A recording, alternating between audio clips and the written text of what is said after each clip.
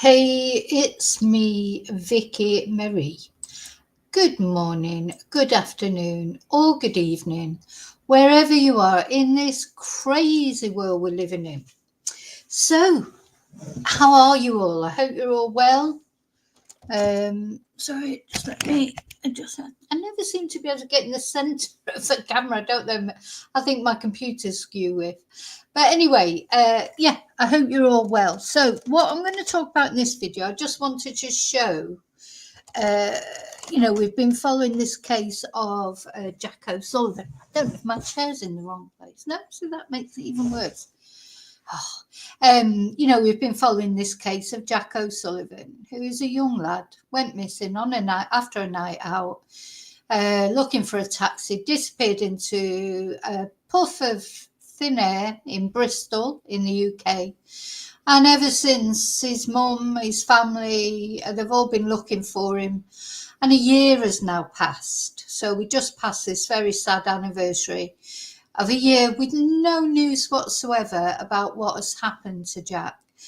And Catherine O'Sullivan, his mum, they have had to pause their Facebook group. So they had a Facebook group, and they got trolled so much. And I know they get a lot of nice messages, of course, and they'll get a lot of support. But, you get these... well, I'm sorry, they're just weirdos as far as I'm concerned, who seem to think it's appropriate to troll family of a missing person who are already going through such heartache that they think, I know what I'll do, I'll make it a little bit worse. And they think that's a good idea. So unfortunately, Catherine had to pause the Facebook group because I think they just couldn't cope with it anymore, to be honest. Because unfortunately, then the more attention, media attention you get, positive, that's also the more media attention you get, negative, isn't it? So it's just, that's just the way it is, I suppose. So before we start now, so Catherine has been on Sonia Poulson. We've looked at Sonia Poulson, an interview with Catherine on Sonia Poulson before, Poulton, and Sonia gave me permission to use the video to spread the word. So I want to say thank you to Sonia for that, for being generous with letting people use her videos for fair use. Because it's important to hear what Catherine's got to say. Now, before I start with this video, I will be coming into the chat to say hello to everyone. Oh, I want to say my thank yous, of course. Let's put the banner on. Thank you to all you subscribers. Thank you to all you lovely people out there. If you're not subscribed, please consider subscribing. It's absolutely free. It's just the push of the finger, helps out my channel. And don't forget to press notifications so you get updates. Anytime there's an update and I come on with updates of this or any other story that we're covering, you will get your update. Don't forget to leave your DNA on the like button. Special thank you to my members, of course. And a special thank you to those lovely people out there, you very kind, generous people who support my channel by buying Ko-Fis, PayPaling me or sending super stickers. So thank you so much, all those ways that you support my channel. Now, but having said that, of course, there's so many lovely people out there who do support my channel, follow the stories that we're following, care about people like Jack and his family. And there's other people, isn't there? So before we start, I do want to highlight this person that I've just had to turf off my channel, because I want to show that this is what I mean by a troll. Now, it's not trolling to give a different opinion. It's not trolling to say oh, well, sadly, I think Jack may not be with us anymore. That isn't trolling. What's trolling is when you're attacking the family and saying things like, oh, the mum should do this and she's wasting police time, or she should just accept it. You know, she's not lost her favourite handbag. Do you know what I mean? She's not searching for her favourite handbag that she might have left somewhere. This is her son. She's never going to give up looking for her son. Never, ever. With every last breath in her body, even if her head's telling her he's probably gone into the river and gone into the sea, whatever her head's telling her, her heart will always, you know, she will look for her son until she knows what's happened to him. And if she never finds out what's happened to him, she still won't stop looking. Every last breath in her body. You know, sometimes I think, are these people mothers themselves? You know, or parents or brothers? Do they love anybody in their life? I would look for my dog. Never mind my son. Anyone or anything that you love, you would not stop. You know, whatever your head tells you, whatever the police tell you. Now, in this case, the police have said that they think he's gone into the river. And, you know, the police often say that, don't they? And often they're right. And they say it from sad experience with cases like this. And it may well be that Jack has gone into the river. But until some proof has been found that he has, and you'll hear actually as Catherine's talking in this interview, her reasons for not thinking he's gone in the river. And they make just as much sense as reasons for thinking that he has. But besides that, even if, you know, even you do not stop looking for your son ever. How dare you? How dare you tell this woman that she should just accept it, give up. So I want to show up this person for what they are. I don't like to highlight trolls really, because they do love a bit of attention, don't they? But I just want, you know, if anyone sees them on another channel, this is Estelle dos Santos. So she sounds even Spanish, maybe. Estelle is a Spanish name, and dos Santos means two saints.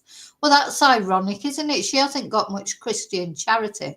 Anyway, we had a little spat of messages. When she first put a comment on, I just said to her, look, I think Jack's mum is perfectly aware of that fact, you know. Then she said something else. I haven't got all the screenshots. I've got them, but unfortunately, I've got that many screenshots. I just couldn't find them. And I thought, I'm not wasting half an hour out of my life looking for this woman's nasty comments. So anyway, this was the last thing I'd said to her. Look, you know, if you carry on being so aggressive and attacking, you know, and I said to her, this woman is not looking for a lost handbag.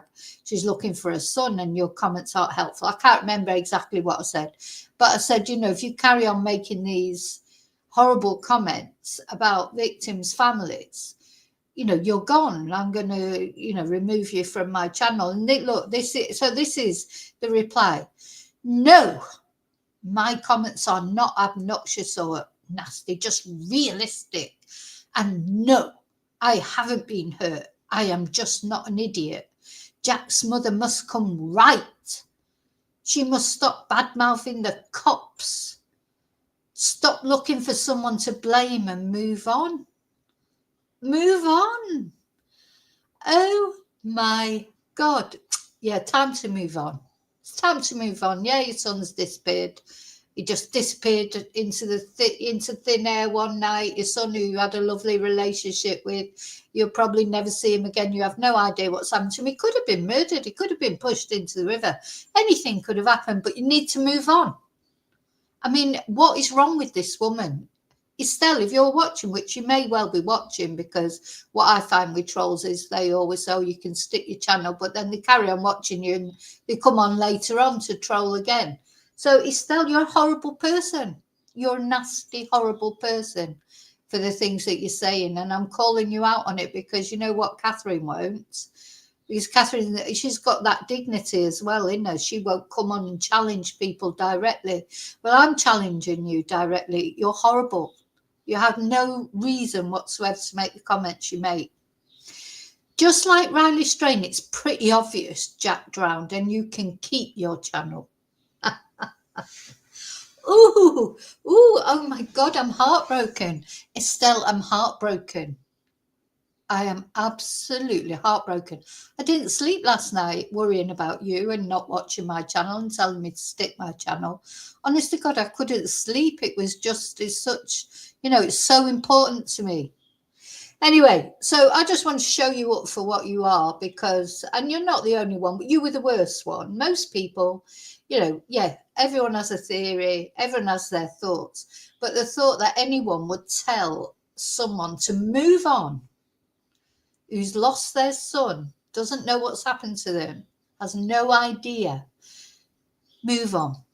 Well, I'm sure you'll move on from being banned from my channel, but do you know what? I just feel sorry for anyone who's in your real life. What sort of person are you? Move on. Move on. Yeah, you've lost your son. Move on. Get over it. Get over it. You've got another one. Oh, great. Honestly, I am absolutely flabbergasted with people's behaviour sometimes. So this is why Paul, Catherine and the family have had to pause their Facebook group because they can't cope with that. Can you imagine trying to cope with that? Trying to cope with everything else? That your son's missing, you don't know where he is, and then trying to cope with people like that. Anyway, I'm coming into this chat to say hello to all the lovely people in the chat. Most people are lovely. This is the other thing we have to remember. Most people, even though they may agree with the police and think Jack has gone into the river, even though they may think that maybe Catherine's not going to get the answers she wants, they're not going to go and be nasty to her about it because most normal people will understand that when you're lost a loved one, you'll stop at nothing. You never stop. You'll never move on. We could be talking about this in 10 years' time. Hopefully not, because hopefully Catherine will know something by then. But she still won't have moved on. What don't people get about that? Of course you can't move on. Anyway, I didn't swear there, which was really good because I felt like swearing. Right. I'm going to say hello to it. Hi, Daniel. Hi, Annie. Hi, Mello. Hi, Kelly. Oh, Kelly. Oh, my God. What a nasty piece of work. I had to just show her up for what she is. Because the other thing, these people that hide on social media, if you like, she's there tapping out her nasty messages. But I want as many people as possible to see that message that she's left. Because I just want to see that I just want people to see what sort of person she is. And if she's going to come out and say, oh, you shouldn't have shared my message, well, she made a public message of nastiness, so she deserves it, in my opinion.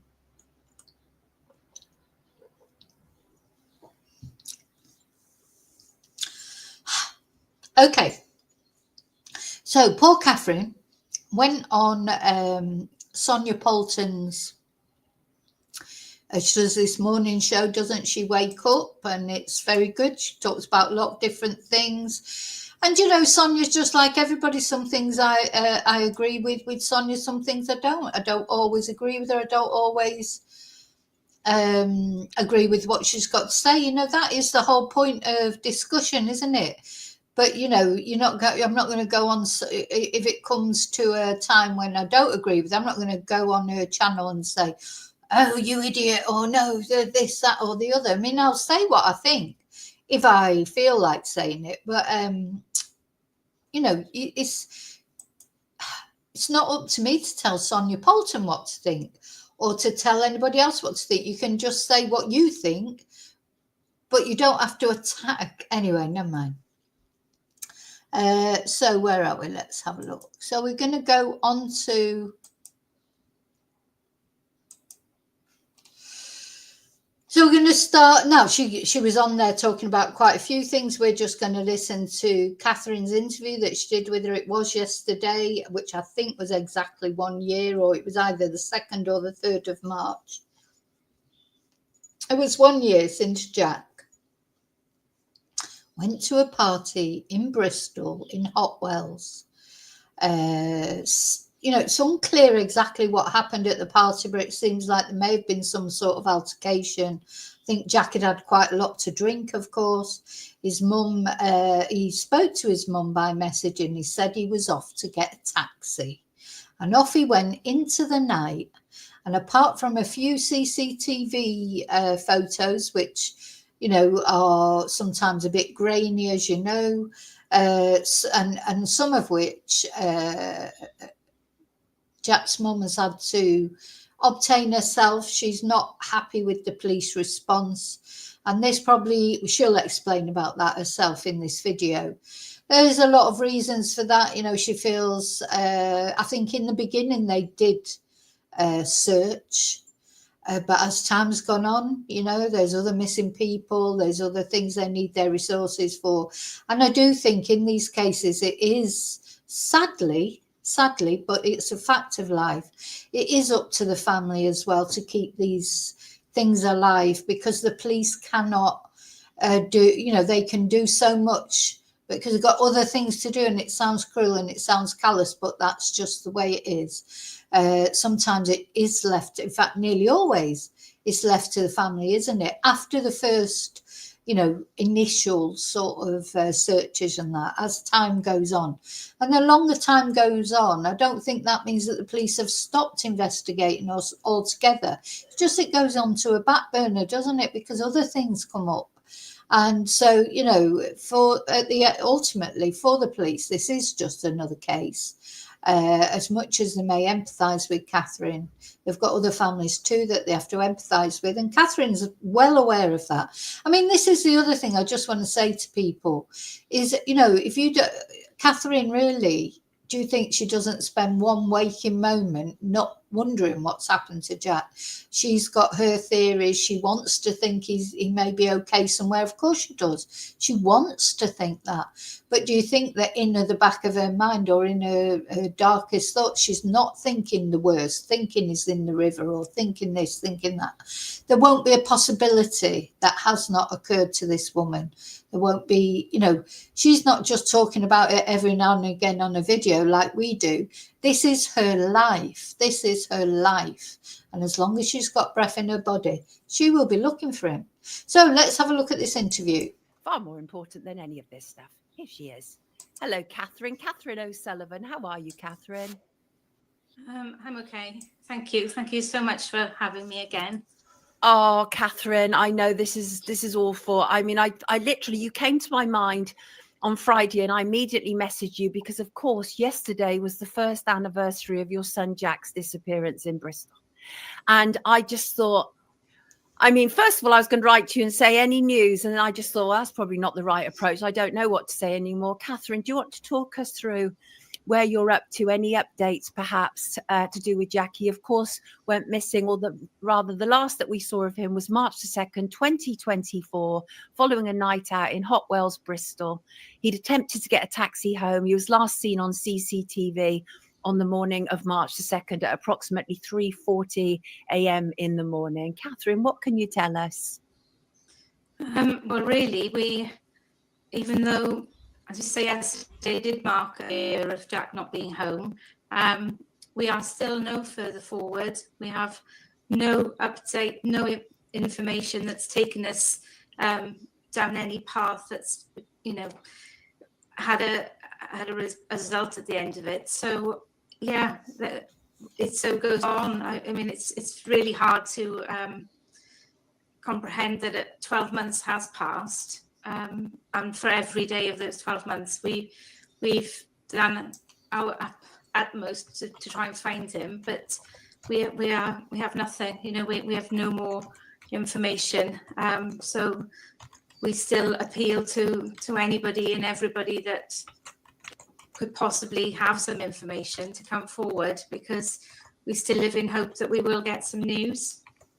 Absolutely. And I hate to interrupt you at this point, just because we've got a little bit of problem with the connection. Are you speaking to us on a microphone, Catherine? I'm speaking to you via an iPad. Oh, okay. Okay. So is it stable? Because it's making quite a bit of noise. Okay. From my end, it is. But would you rather me transfer to something else? No, everybody okay. It's just crackly. We can put up with it. We can put up with it. I just thought if it was something that could be easily rectified, then we do it. But no, it's just crackly. We can put up with it, Catherine, definitely. So this is awful. A year has gone past. Can't even imagine what you will have endured. Jack, of course, was a student, and he had his whole life he was preparing for it, really. But what have the police done? I mean, it would. I don't want you to be critical without necessarily, having a good foundation for that. But it would appear that very little has been done, Catherine. Am I wrong there? No, you're not at all. In the beginning, we had no reason to question what was being done and how it was being done.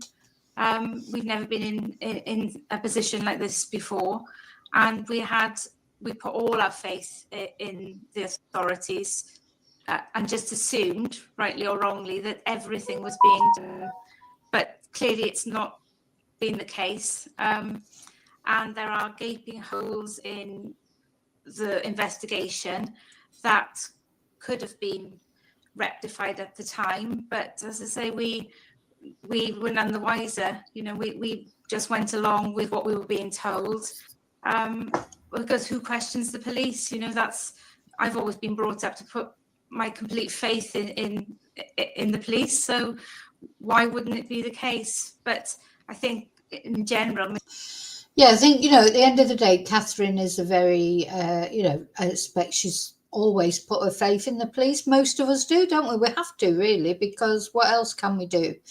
And I think this has been a bit of an eye-opener for Catherine. I mean, you know what I think about the police. I'm not a police basher. I think the police do a very good job on the whole, but I do think there are gaps in what the police do and what they are able to do, in cases like this as time goes on. And with the fact, the starving of resources of the police, there is a limit to what they can do. So I do think if, as a family, you do have to step up to it. So it's good what Catherine is doing, and they've have a GoFundMe. There's a £20,000 reward. They have had private investigators looking into it. They organise searches. So, she's not passively just expecting the police to do everything. They've taken matters into their own hands. They do what they can. I think there's a lot more awareness now than there was in the beginning when Jack first went missing. Jack is a case that doesn't attract so much attention. This is just for whatever reason, a young lad's going missing doesn't attract as much attention as maybe young women going missing, etc. And yet I think it's more common, funnily enough, for young men to go missing. And then there is this, I think the police, through experience of what they've seen, what they've found, just assume that if it's near water, they've probably gone into the river. And you know what? Probably 9 times out of 10 they're right, but there's always probably that one time they're not right. Missing people gets very, it's a low priority. The resources are just not put into it because I think the thinking is eventually these people are going to turn up, and we don't have to put too much effort into it. I mean, I'm sure the police will argue and say they've put every resource they have under the sun, but we have to question, where's the CCTV that should have been past 4 o'clock in the morning, and to be told, we didn't retain that because we didn't think Jack went that direction. I mean, that's very, it's very poor. How does anybody know which direction Jack went? And if there was something available, at the very least, it should have been captured, and chunks weren't. So it's very hard to live with that. It's especially after all this time now. It's getting harder and harder. Of course it is. And I mean, none of us can even fathom how you're still able to kind of keep your head up, really. Has his phone been found, Catherine? No, not one of his personal possessions, his phone, his wallet, everything, his keys that he had on him that evening. Not one item has been recovered. That's just mad, isn't it? These are, I think, what he was wearing. Is that accurate? Green khaki Barber jacket, brown Ralph Lauren trainers, navy blue chinos, and a cream knitted lamb's wool sweater. Nothing at all has been recovered at all. Not at all, no. And unfortunately, we have lots of problems in that area in terms of people going missing. I say lots of people going missing. I mean, it's around the area of what we call... Sorry, so yeah, just want to highlight this, what she's about to say and what Sonia's just said. Nothing of Jack's has been found. Nothing whatsoever. And Catherine's just about to tell us, because of course the area that Jack has gone missing, there are a lot of self-deletions in that area. It's commonplace, but normally something turns up, you know, something, but nothing of Jack's has turned up. So I just want to highlight that. And I do think that the clothes Jack was wearing, you know, he was carrying an iPhone. He's wearing this. These are sort of designer clothes. He was wearing a designer watch. He was carrying an iPhone, although apparently it wasn't a brand new iPhone. But you wouldn't have known that because it was in a case. He had his Ralph Lauren trainers on. You know, so he's a prime target really for mugging or whatever in that area at that time of night. So it's. You know, to me, I'm not saying that that's what happened to him. I have no idea what happened to him, but everything is a possibility.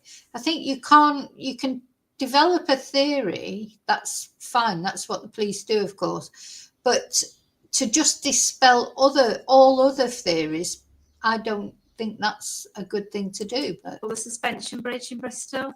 Yes. It's a known place where sadly people attempt to take their lives, which is tragic. But what it does show is that when that happens and when people go missing in that area, things are always recovered and found, and there has been not a trace of anything that was on Jack's person being found in that area or in the surrounding areas. So for us, it just is a complete mystery. That is so curious, isn't it? Do you have any theories yourself? Well, I've always had a strong feeling that Jack has got into a vehicle from in that area, because he is seen to be speaking to a taxi driver, and his message to me is that he is going to take a cab home. Yeah, so that's it. So because he tried to get a taxi right outside the party, apparently, and I'm not sure why this taxi driver didn't take him, but I'm presuming the police have spoken to that taxi. You know, we can only presume that the police have conducted as much investigating as they can. And, you know, they can only take it so far. They can only work on, you know, what they can find. And, you know, Catherine would say that they found things that the police didn't find, and maybe that's true or isn't true. Thing is, the police are different from Catherine and the family. The police are doing a job. And yes, they have a public duty to investigate everything, but not only for Jack. You know, the police are not there just for Jack. You know, they are there for everyone who goes missing in that area, and there'll be loads of people. So the thing is, Catherine is the one that is there for Jack. And this is why I found it so offensive that that troll would say, you know, move on. Honestly, the more I say it, the more I just can't believe it. You never move on from your child gone missing. No, move on as if like, oh, well, you know, just accept it. Now, the police do have to move on because they've got other jobs. They've got, you know, it's, although I'm sure they'll care about Jack in their own way, they've got so many other things going on. But Catherine will never move on. Of course she won't. And you could never expect her to. You never expect somebody to move on.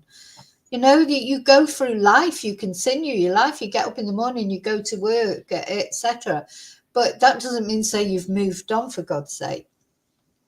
So, but I think Catherine's aware of that. I mean, she's disappointed in the police. she's carrying on. They're carrying on doing what they can with their private investigators, search teams, etc.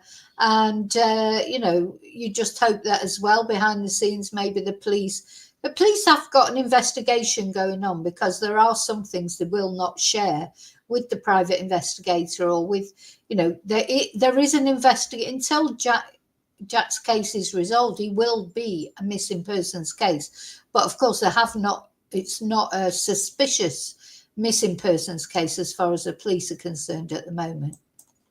We see him a little bit further on CCTV, sort of motioning to a car, which we believe that he could have thought was a taxi. So his intention, we strongly believe, was to get home. And I think possibly if a car's come along and offered him a lift, possibly posing as a taxi, he could have easily got into that.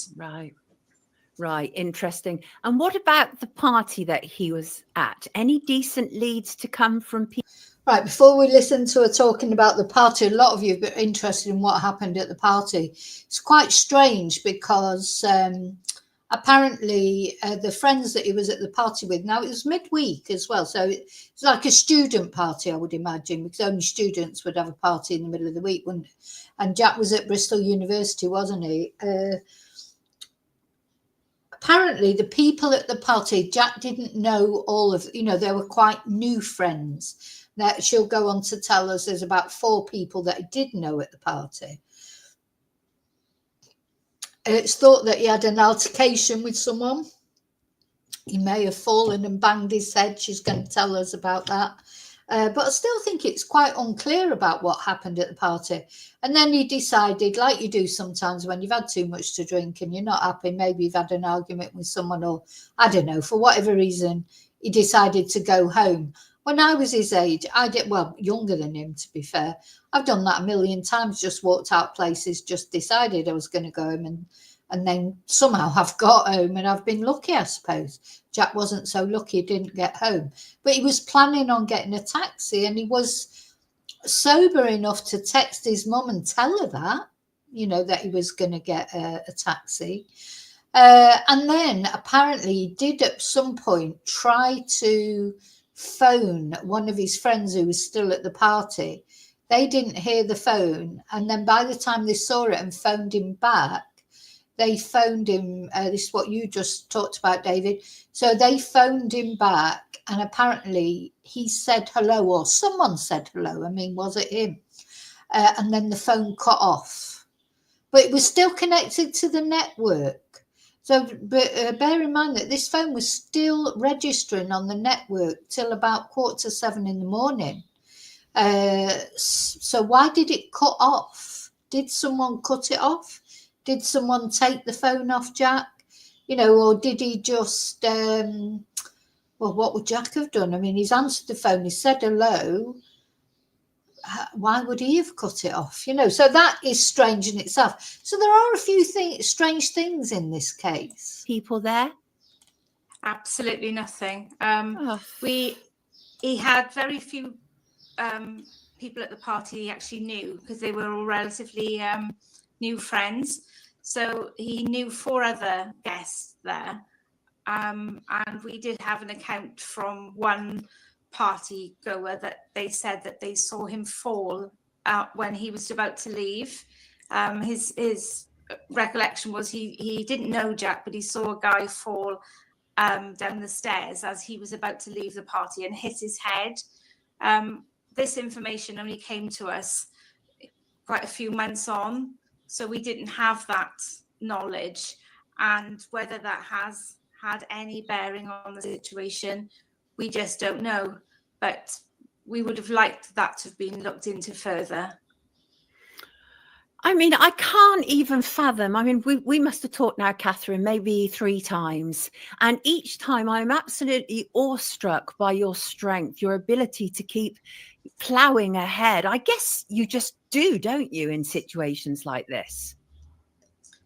Yes, well, a lot of people ask me that question, and I always say the same thing. I'm just a mum, I'm just Jack's mum, and I think any mother would do the same. I don't see how I can just accept that Jack's not here and Exactly. not try and find out what's happened.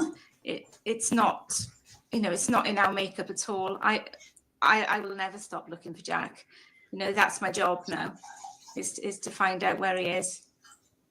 What about digital footprint? I know at one stage you were having some issues with the phone companies, but I think they then started to help. That was right, wasn't it? Yes, well, it actually, the phone company wasn't the problem. It was the police that was the problem. It was putting an obstacle in the way between how we could access that information. But the company have been amazing and really gone above and beyond to supply the information. Yeah, I think it's important what people, if he did fall and hit his head, when you look at the CCTV, he does seem to be walking strangely, but then I don't know how he normally walks. Catherine would know. And obviously he looks clearly like he's had too much to drink, or maybe even been taking some substances, because, you just don't know, or maybe a combination, because even though, maybe Catherine, a lot of young people do, don't they? Doesn't mean to say they're bad people or anything, but that's just what they do. So he definitely looks worse for wear for something. But of course, he could have been concussed if he'd banged his head. And maybe that did lead to him falling in the river, being unsteady. Maybe he did fall into the river. I'm sure there's no, Catherine will have, that's a possibility. She's not, at the end of the day, she's not a stupid woman. I mean, she knows all the possibilities, but they're all possibilities until anything's proven. Could be in the river, he could have been mugged, he could have been taken off in a car somewhere, he could have, it's unlikely that he's on land somewhere around there, because there have been extensive searches, and we know that it can take a long, long time to find people in water, or he may have even been swept out to sea. These are all... Nobody will have gone through these possibilities more than Catherine. But she says in her gut, she feels he may have got into a car because he was seen sort of trying to flag down cars, etc. And he said he was looking for a taxi. He was trying to get home, and she must go through torture, because she offered to go and get him. And he said no, he was fine, he would get a taxi. And of course, now looking back, you think, God, you should insist. But he was a grown man, he might be a young man, but he was a grown man. Now, all of those possibilities are possible. They are, because nobody knows anything else. It may seem to the police it's more likely went in the river into the water because of their experience, but it's not proven. And quite often they are proven right. But so far, a year later, Jack has not been found. And not only that, none of his possessions. So, really. And what she was saying earlier, it's just so true. How do you don't just wake up one day and say, all right, I'm not going to think about that now. I'm moving on from finding my son now. She'll never stop. Of course, she'll never stop. Would you? None of us would. To our own technical company that we instructed, and it proved, it gave us a very rough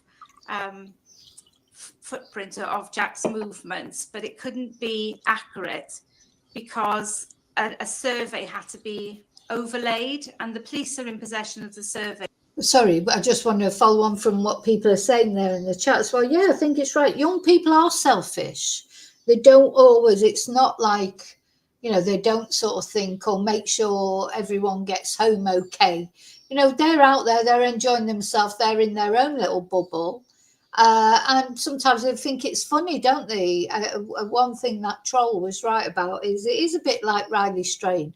And it may turn out just the same result, but Riley was found, and some of his possessions were found before, because remember his card was found by a YouTuber. So in some ways it's like Riley Strain, in other ways it's nothing like Riley Strain, because nothing has been found of Jack's.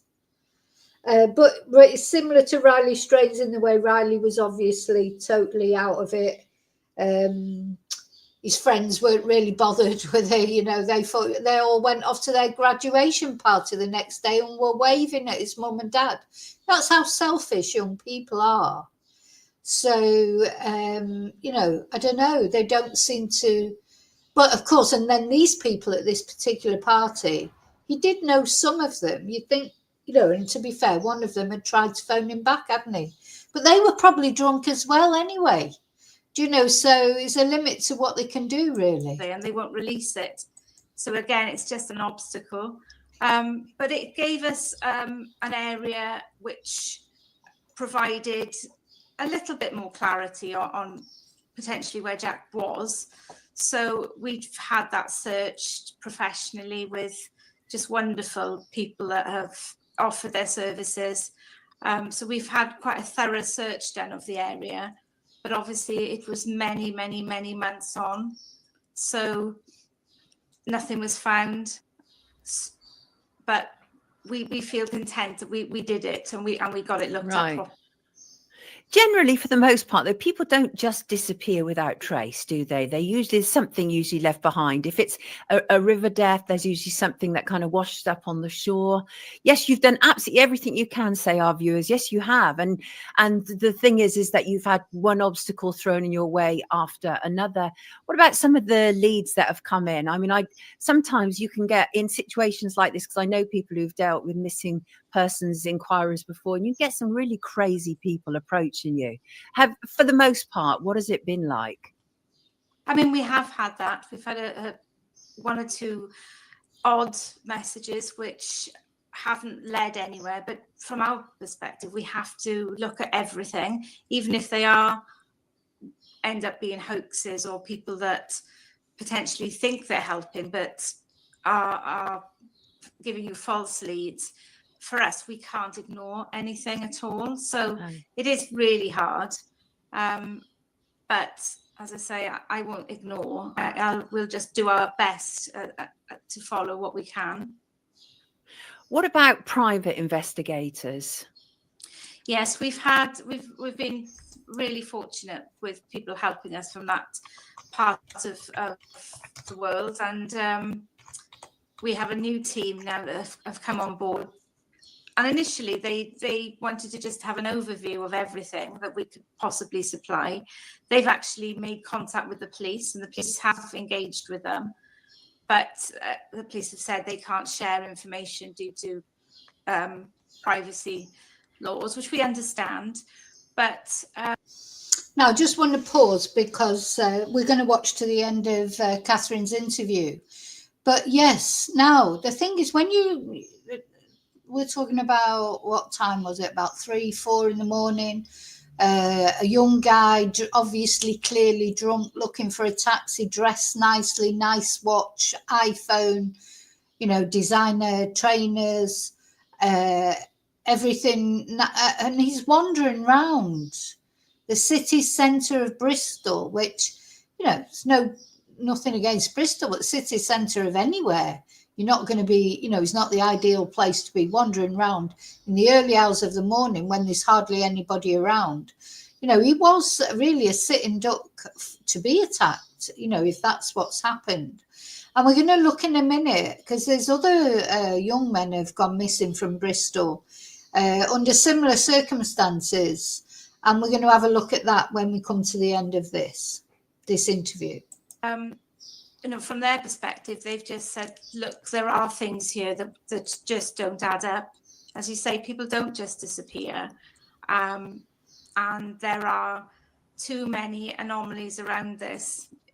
For example, like Jack's phone still working 3 hours past when he's last seen. Right. That's odd, you know, and I mean, that is definitely odd. So his phone was still emitting signals 3 hours after he was last seen. And the police, you'll hear Catherine say in a minute, the police are saying that maybe it was in the river, but some phones do carry on emitting. I personally, I don't see that, but, you know, the police know better than me. I don't know. The police know. So, or was it somebody who, the thing is, what somebody would do, if somebody steals your phone, Normally, if they've got any sense about them, they take your SIM card out immediately, because they don't want your SIM card, do they? They don't want a way of it being traced back to them. So the SIM card normally goes, and then they've got a phone there that they can put their own SIM card in, and that will never be traced back to the person. But it's funny that anyway, she's going to tell you now where they traced it back to. We still can't get to the bottom of it, even though we are desperately trying. But the new team that are helping have an agenda to work through, and we just hope to goodness that something comes from it, really. Still working 3 hours after he was last seen. Where was it pinged? Was it pinged? Is that how you know that? Well, what we were told was, we've been told different channels. So we know that the last data usage, or the start of the last data usage, which is from the phone company, was at 5:40 in the morning. However, that they can tell us the phone remains live on the network until 6:44.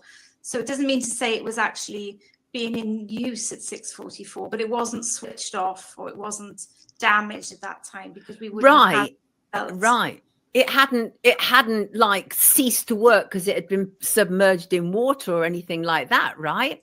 Yeah, well, that's our opinion. I mean, the police then will say, oh, a phone can work in water for a length of time at a certain depth, which I don't think is impossible, but we're not talking about a very modern phone, and we're not talking about a phone that was in great condition. So everybody, the experts that we've dealt with have said it's highly unlikely that it would last for that length of time. You might have got 5 or 10 minutes out of it, but no more. So again, it does remain a huge mystery.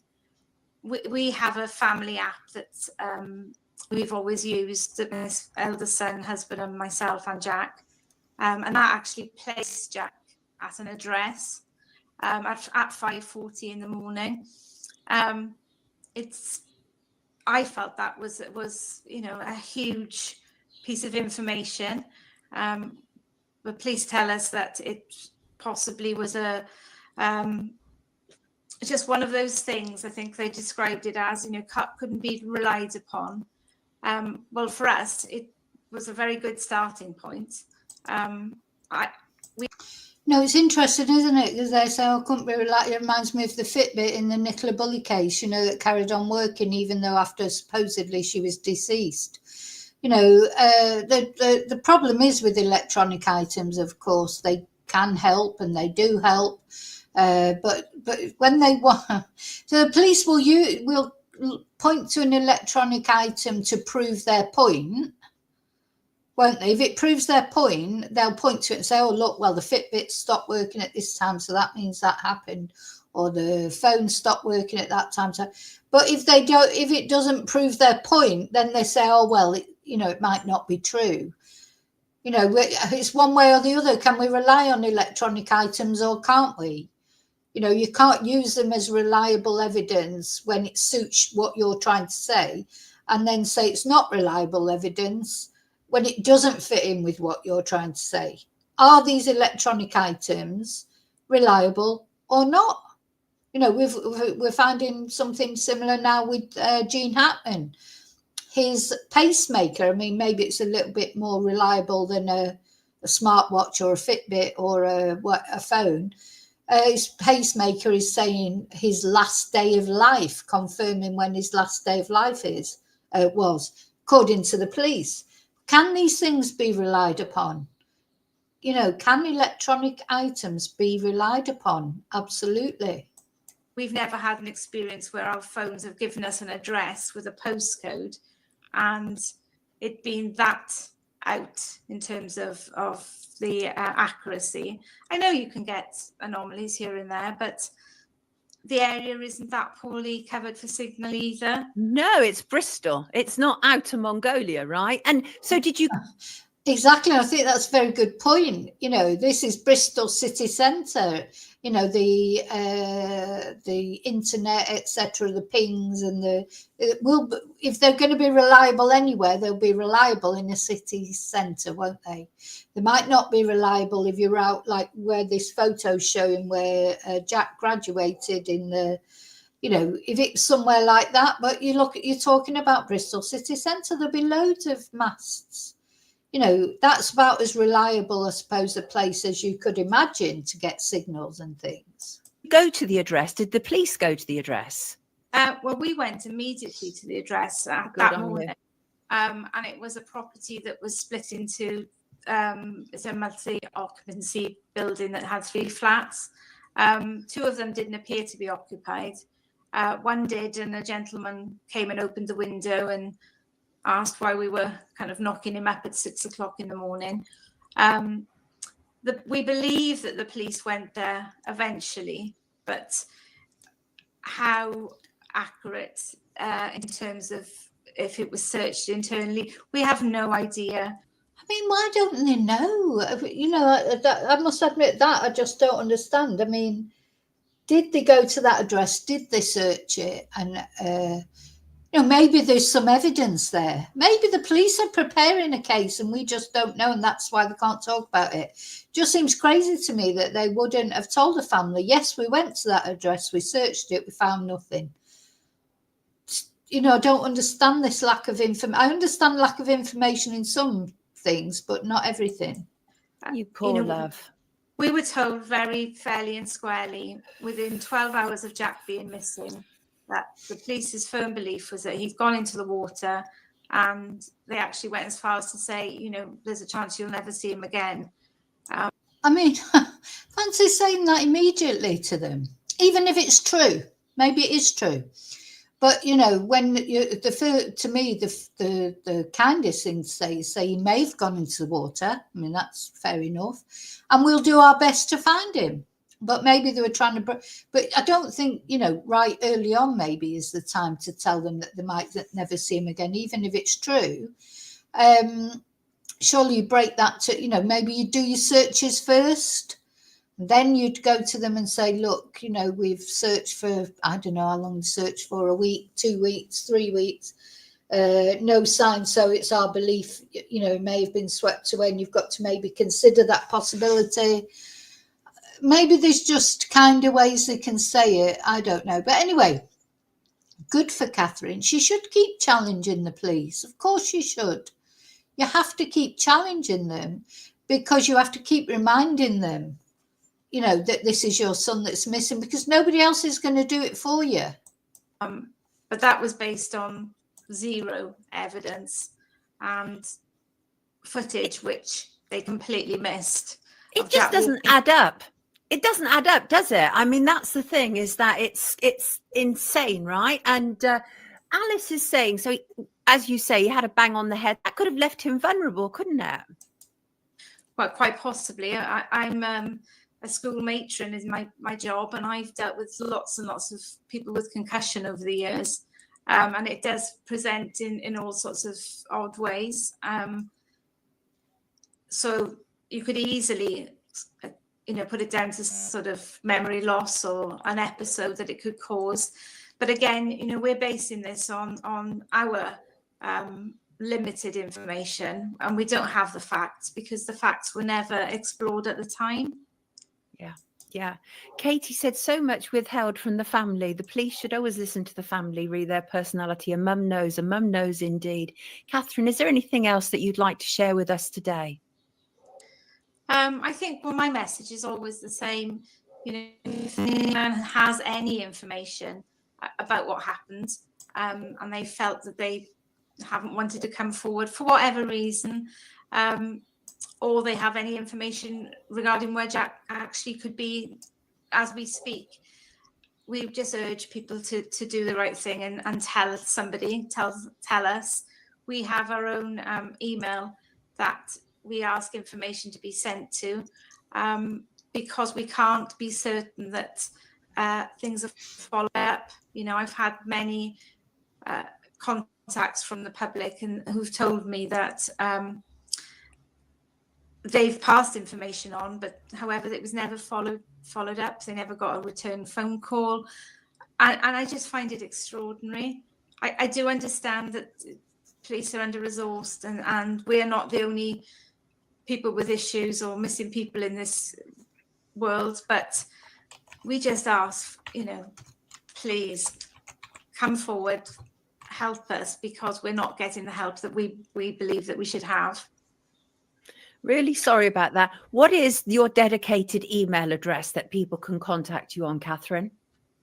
So it's all lowercase, findjack23@gmail.com.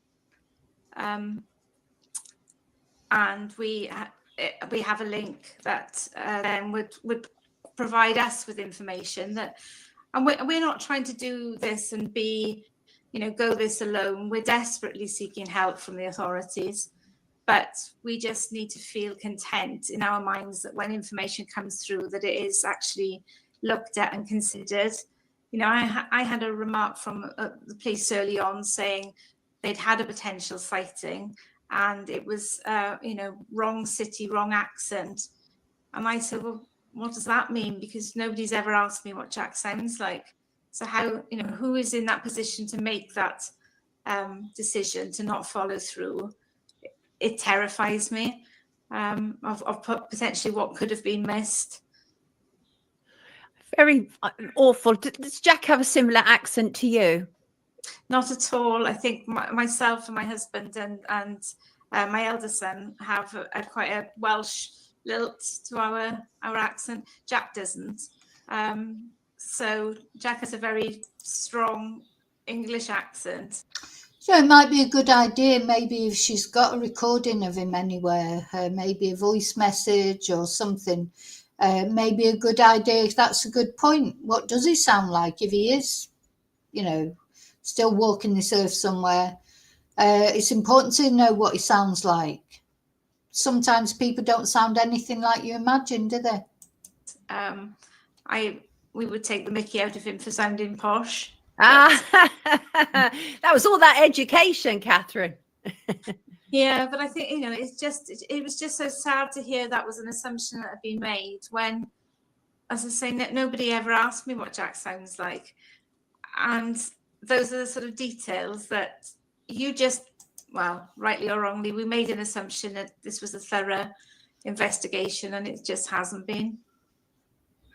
Really sorry to hear what you're going through, that this year has passed without you getting the updates that you need. As you know, Catherine, if there's anything at all that we can do around here, you just have to ask. We will absolutely help as much as we humanly can. I'm sorry to see you in so much pain. I really am. It's really heartbreaking to see you like this. And you just take good care of yourself, Catherine. Everybody, Catherine O'Sullivan, in reference to her 23-year-old son, Jack. Okay, so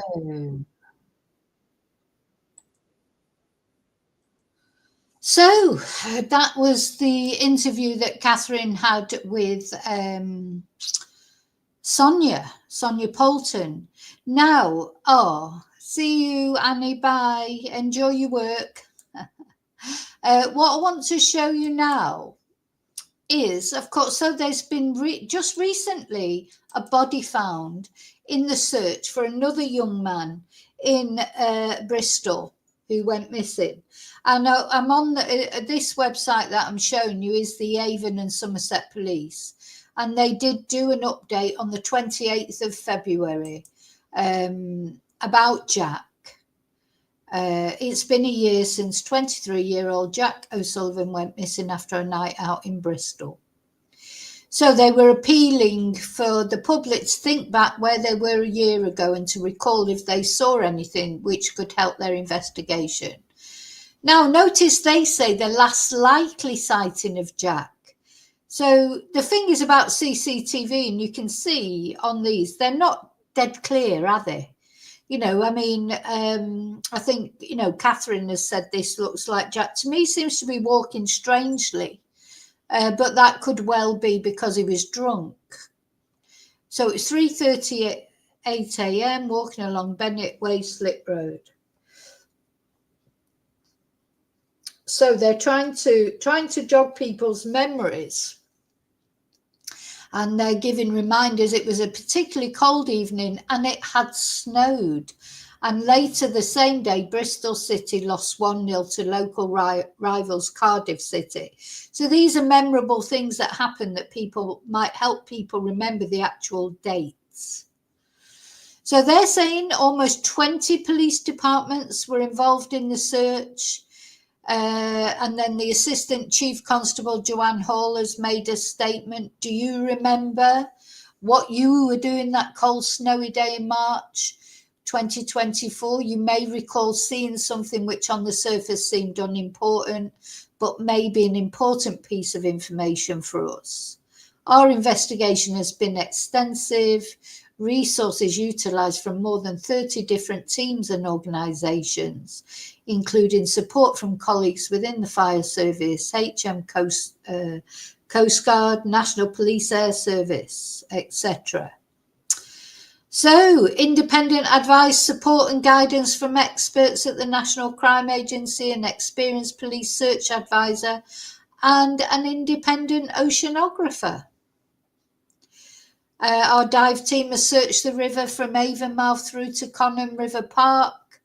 Officers, including those with our mounted team, dog unit and drone unit, have searched in water and on land, especially in the wider area where Jack was last seen, including Hotwells, Ashton and North Somerset areas. We have kept an open mind through this investigation and we regularly review our various hypotheses. So as the year has progressed, we've exhausted multiple lines of inquiry and we'd like to thank the public for their help in so far coming forward with information. We ask you again to please cast your mind back to this time last year and think about any detail that may help us. Now, at the same time or just afterwards, this is the third guy that I know of who's missing. This is 26-year-old Luis Piovesana. And they have found his body, and the police, they have found him. In a year they have not found Jack. But Luis, they are found in the River Frome, in the Napier Road area of Eastville, Bristol.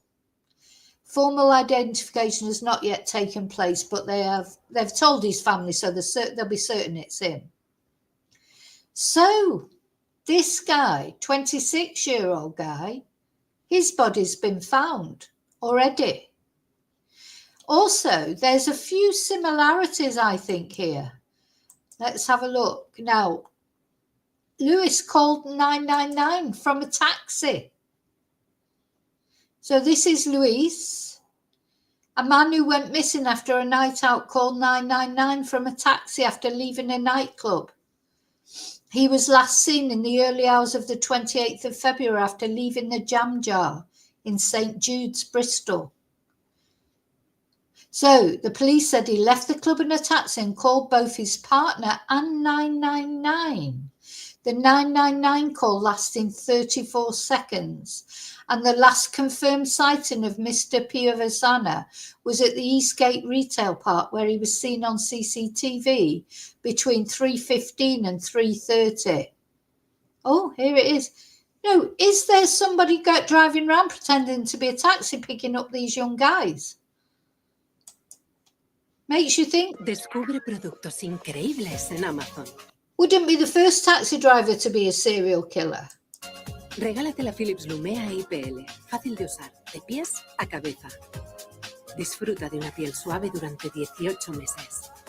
Elige lograr la suavidad que deseas desde tu propia casa. Amazon, grandes marcas, precios que te encantarán.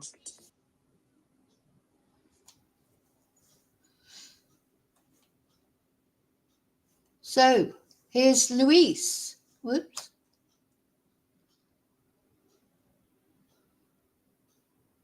Where's he going?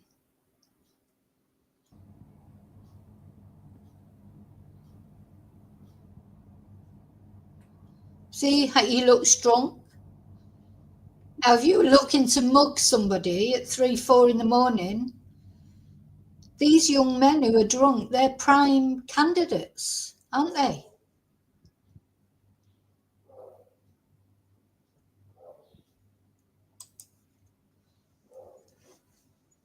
Prime candidates to be mugged.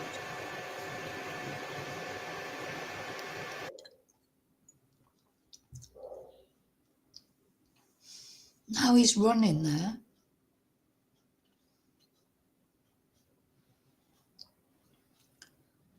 Oh, there's a car there in the background.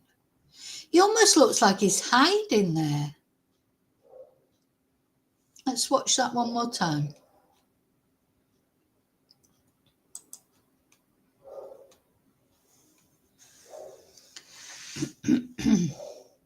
And then there's the other boy, Sebastian, who's missing. Not in Bristol, but in Chippenham, which is not that far away from Bristol.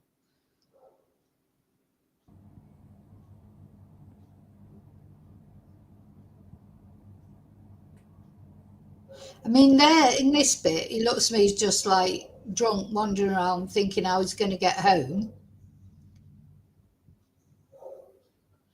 Why did he ring 999 from a taxi?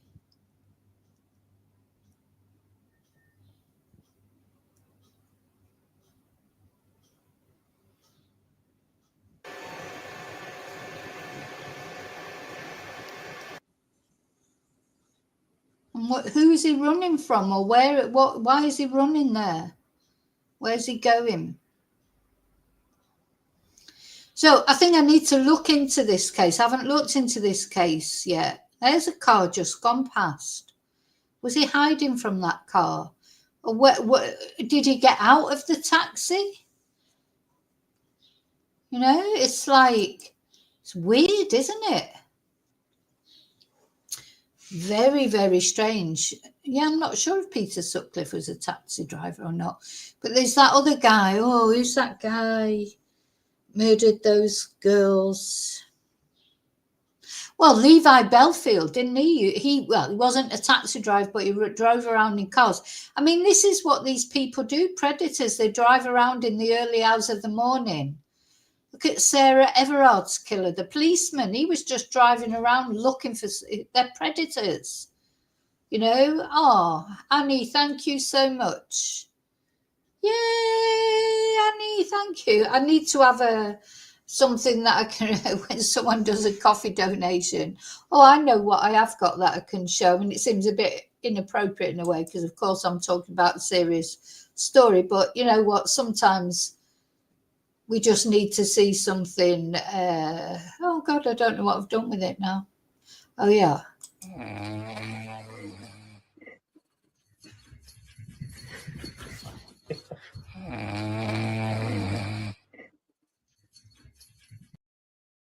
So yeah, no, Sarah Everard's killer, Wayne Couzens, he was a policeman just driving around. That's what these people do. They're predators. They drive around looking for victims. And it can be all sorts of different victims. It could be for an sex motive, like Sarah Everard, or it could be robbery motive, couldn't it? Who was it? Oh, Christopher Halliwell was the other taxi driver who was a serial killer, thankfully caught now. This is why I hate taxis. It's just made me, oh no, I'd rather walk home than get in a taxi. Once you get in a car, just the advice I'd give to anyone, if you've got if you're, you know, maybe you're not at that stage yourself where you're going out and partying, but you'll have children or grandchildren or someone you know who does, don't get in the car. Once you get in the car, Ted Bundy said that. I tell you what, you want advice, take it from a serial killer. So when Ted Bundy was asked what somebody could do to not become a victim, he said, don't get in the car. Kick up as much fuss as possible.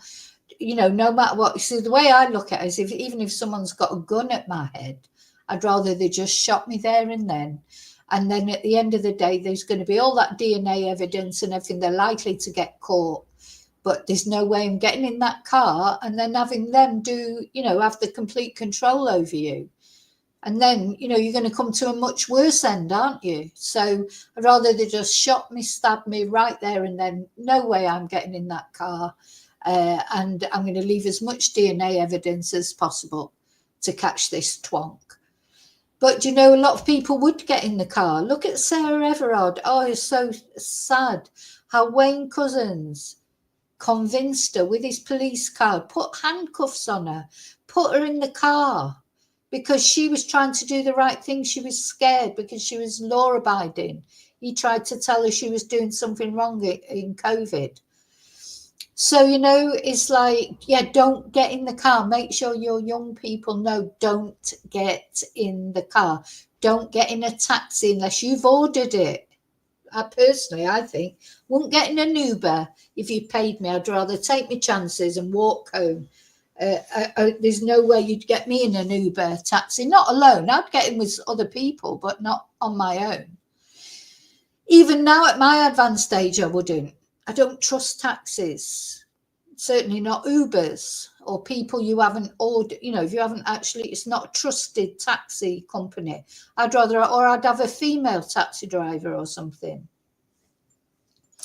So, yeah, do you think there's any connection here whatsoever? Thank you again, Annie. That's so very kind. Thank you. Is there any connection? I wonder. Do you think? Yeah. Between these, let's have another look at it. So let's have a look at the details about this disappearance again.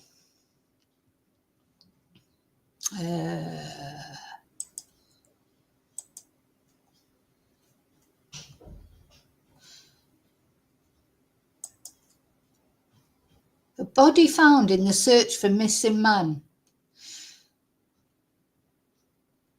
Found by a dive team in searching the River Frome in the Napier Road area of Eastville.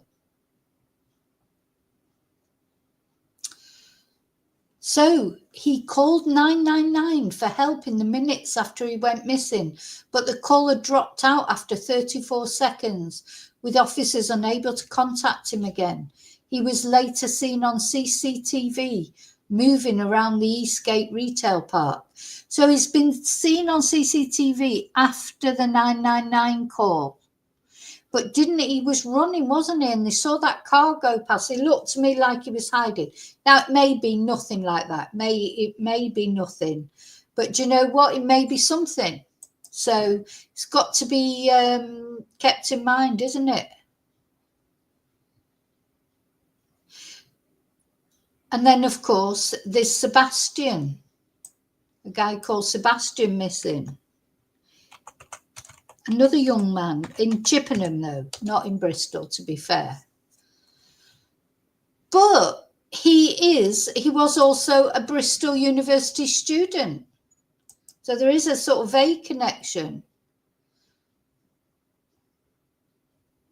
And it's funny, so you've got Jack O'Sullivan, this Spanish guy, Luis. Oh, God, all these things come up. Sorry. Trying to get to the actual article these days is a nightmare, isn't it? No thanks. No thanks. I don't want to be updated.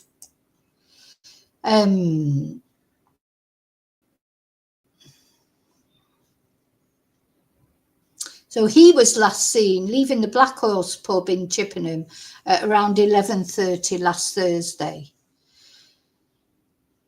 Yeah. Now he was drunk as well. He was refused to be served, I think, in that pub, and that's why he came out. And he's thought to have headed south along Avon Valley Walker towards his home address in Norton. And then, of course, this girl, we looked at her case, didn't we, Jenny Hall? She unfortunately was found deceased. I don't think there's any suspicious circumstances there. For some reason, Jenny decided she didn't want to be in this world anymore. So, yeah. Is there a connection? I'll tell you what, the other thing I think you should always do, if you get... if you do get in a taxi, you take a photo of the registration number, the taxi driver's, identification. If a taxi driver is not suspicious, they won't mind you doing that. Any taxi driver who is not suspicious, You know, they're going to think, well, I'd want my daughter to do that, or I'd want my son to do that, or I'd want my mum to do that, or whatever. So nobody's going to think, no genuine taxi driver is going to think you're being ridiculous if you take a photo of the registration or of their, their ID, are they? They're going to understand why you're doing it.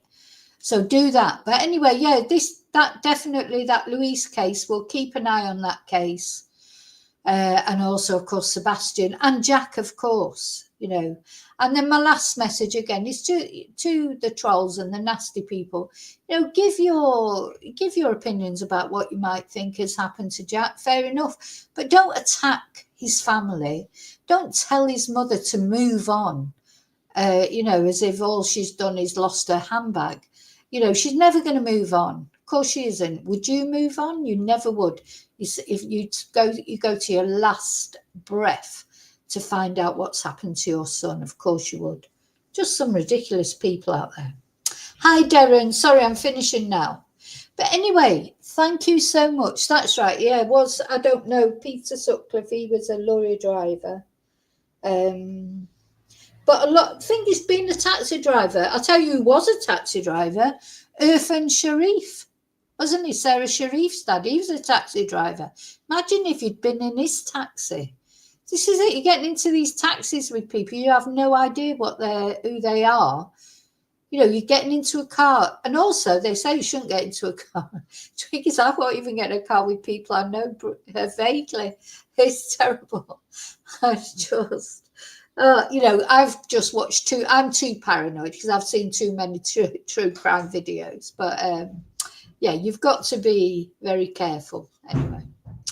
Okay, so thank you so much for being here with me. I've got to go and teach some Spanish now. I will be back with any news about these cases or any other case, obviously, that we're following. You know, I'm especially keen to find out what happened with Gene Hackman. You know, that's a real mystery as well, isn't it? But it's just making me wonder now what's going to happen with this Spanish guy. You know, why did he phone 999 and why then was he seen walking around the retail park acting strangely? You know, it makes you wonder. Wouldn't be beyond the realms of possibility that there's some bogus taxi driver out there robbing people. So I'm going. Thank you so much. Don't forget to, there's one thing I want to do before I go. I've got new memberships to gift on my Spanish channel. So I'm going to gift them. So first lot.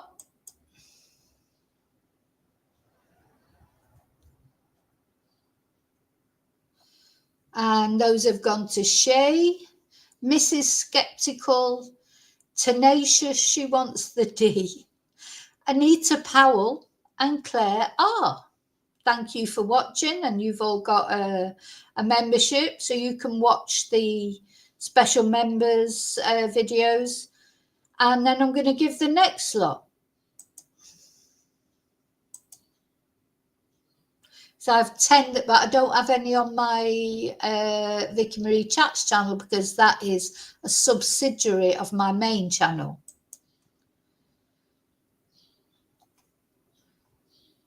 Let's see. Gina M, Julie 76, Jay Rich, Mark Mullin, and Woe Lisa. Thank you. You've all got a membership. Thank you for watching. I hope you come into the members at some point. And I also just want to say thank you to Annie for the Ko-fi. And thank you to all of you for watching. Don't forget to leave your DNA on the like button. I'll see you really soon in the next video. Till then, may your God go with you. Bye.